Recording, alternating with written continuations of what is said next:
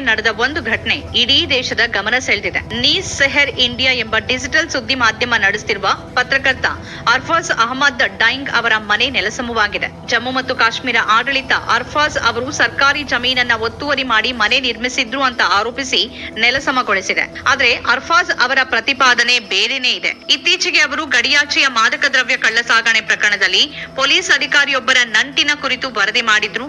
ಅದಕ್ಕೆ ಪ್ರತೀಕಾರವಾಗಿ ತಮ್ಮ ಮನೆಯನ್ನ ಕೆಡವಲಾಗಿದೆ ಅಂತ ಅರ್ಫಾಜ್ ಹೇಳಿದ್ದಾರೆ. ಈ ನೆಲಸಮ ಕಾರ್ಯಾಚರಣೆಯಿಂದಾಗಿ ಅರ್ಫಾಜ್ ಅವರ ವೃದ್ಧ ಪೋಷಕರು, ಪತ್ನಿ ಮತ್ತು 3 ಪುಟ್ಟ ಮಕ್ಕಳು ಬೀದಿಗೆ ಬಂದಿದ್ದಾರೆ. ಅವರ ಕುಟುಂಬಸ್ಥರು ಅಧಿಕಾರಿಗಳ ಬಳಿ ಇನ್ನಷ್ಟು ಸಮಯ ಕೇಳಿ ಅಂಗಲಾಚ್ತಾ ಇದ್ದ ದೃಶ್ಯಗಳು ನಿಜಕ್ಕೂ ಹೃದಯ ವಿದ್ರಾವಕವಾಗಿದ್ವು.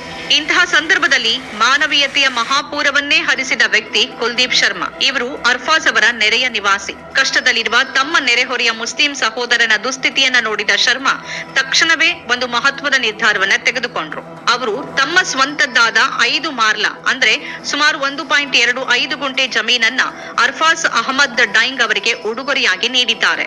ನಾನು ಅರ್ಫಾಜ್ಗೆ 5 ಮಾರ್ಲಾ ಜಾಗವನ್ನ ಉಡುಗೊರೆಯಾಗಿ ನೀಡಿದ್ದೇನೆ. ಸೂಕ್ತ ದಾಖಲೆಗಳನ್ನ ಮಾಡಿಸಿ ಅದನ್ನ ಅವರ ಹೆಸರಿನಲ್ಲಿ ನೋಂದಾಯಿಸಿದ್ದೇನೆ. ಇದು ನನ್ನ ಜಾಗ ಮತ್ತು ನನ್ನ ಸಹೋದರ ಅಸಹಾಯಕನಾಗಿ ಉಳಿಬಾರದು ಅನ್ನೋ ಕಾರಣಕ್ಕಾಗಿ ಇದನ್ನ ಕೊಟ್ಟಿದ್ದೇನೆ. ಭಿಕ್ಷೆ ಬೇಡಿಸಿಯಾದರೂ ಸರಿ ನಾನು ಅವರ ಮನೆ ಪುನರ್ ನಿರ್ಮಾಣಕ್ಕೆ ನೆರವಾಗ್ತೇನೆ. ಅವರ ಮನೆಯನ್ನ ಮರು ನಿರ್ಮಿಸಲೇಬೇಕು ಅಂತ ಕುಲ್ದೀಪ್ ಶರ್ಮಾ ಹೇಳಿದ್ದಾರೆ. ಕುಲ್ದೀಪ್ ಶರ್ಮಾ ಅವರ ಮಾತುಗಳು ಇಲ್ಲಿಗೆ ನಿಲ್ಲಲಿಲ್ಲ. ಅಧಿಕಾರಿಗಳಿಗೆ ನೇರ ಎಚ್ಚರಿಕೆ ನೀಡಿ, ನೀವು ಈ ಜಾಗವನ್ನು ನೆಲಸಮ ಮಾಡಿದ್ರೆ ನಾನವರಿಗೆ 10 ಮಾರ್ಲಾ ಜಾಗವನ್ನ ಕೊಡ್ತೇನೆ. ದಯವಿಟ್ಟು ಜನರ ಮೇಲೆ ದಬ್ಬಾಳಿಕೆ ಮಾಡಬೇಡಿ. ಅವರ ಪುಟ್ಟ ಮಕ್ಕಳು ಬೀದಿಗೆ ಬಿದ್ದಿದ್ದಾರೆ ಅಂತ ಧೈರ್ಯದಿಂದ ಹೇಳಿದ್ದಾರೆ.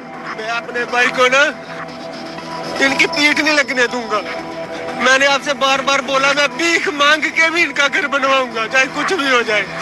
ये 5 मरले का प्लॉट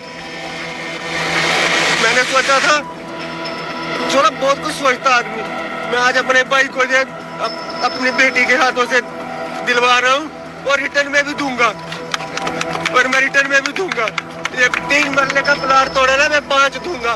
सालों 5 तोड़ो, मैं 10 दूंगा. लेकिन ऐसा मत करो, चुलो मत करो. छोटे से बच्चे को देख लो, बेचारा बैठा है.